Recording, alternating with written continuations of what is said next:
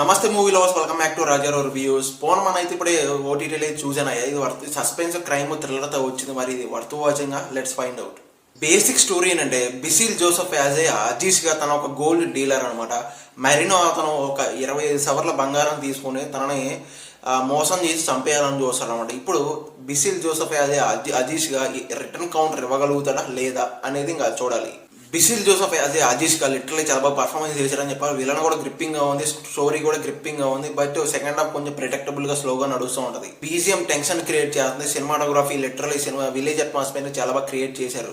ఓవరాల్గా పోన్మన్ ఒక మంచి rough and intensive thriller drama అని చెప్పాలి. లిటరల్లీ క్రైమ్ అండ్ థ్రిల్లర్స్ ఇష్టపడే వారికి నచ్చుతుంది. కానీ కొంచెం ప్రిడిక్టబుల్ సీన్స్ ఉండడం వల్ల కొంచెం స్లో నరేషన్ అనిపించవచ్చు. ఓవరాల్గా ఈ సినిమాకి నా పర్సనల్ రేటింగ్ ఇక్కడ ఇస్తాను. ఇంకా మీరు ఈ సినిమా చూసారా?